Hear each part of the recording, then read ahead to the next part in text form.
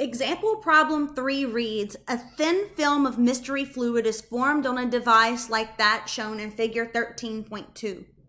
If the width of the apparatus is 3 centimeters and the force required to hold the movable wire steady is 4.8 millinewtons, what is the surface tension of the fluid? So we're told that the width of the apparatus is 3 centimeters, so we can assume that that is the length. So length equals 3 centimeters. We're also told that the force is 4.8 millinewtons, and we're asked for the surface tension in units of Newton meters. So just doing a unit check, we can see that both length and force are not in their correct units. Length has to be in units of meters, and force has to be in units of newtons. So handling length first, we're going from something with a prefix to a base unit. That's going to be a single step conversion. So 3 centimeters, and we're going to meters.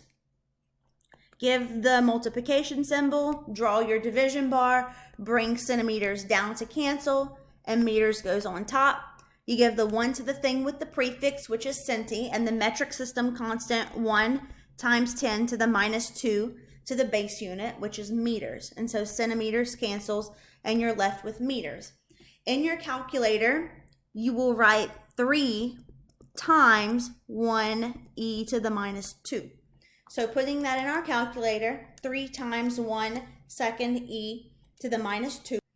And so we've got our length in units of meters, but we're not done with length yet. We have to multiply 0.03 times 2. And so the actual length that we're going to put into our equation is 0.06 meters. And so now we've handled our length.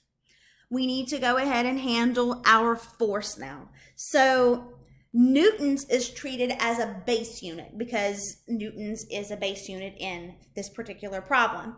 So we're going from something with a prefix to a base unit. That is going to be a single step conversion.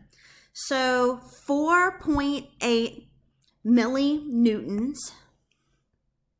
Draw your multiplication symbol, draw your division bar, bring millinewtons to the bottom to cancel, and newtons goes on top. You give the 1 to the thing with the prefix and the metric system constant from milli to the base unit, which is 1 times 10 to the minus 3.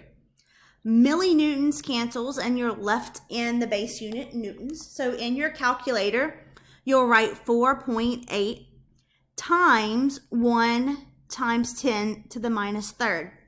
So let's go ahead and do that. 4.8 times 1 second e to the minus 3. That is going to equal a force of 0.0048 newtons. And so we are searching for surface tension. The formula for that is surface tension equals force divided by length. And we've now got both of those in their correct units. So our force is going to be 0.0048 newtons divided by the length that we calculated, which is 0.06 meters. And so you can put it in your calculator just like that. 0.0048 divided by 0.06. And that equals a surface tension of 0.08 Newton meters.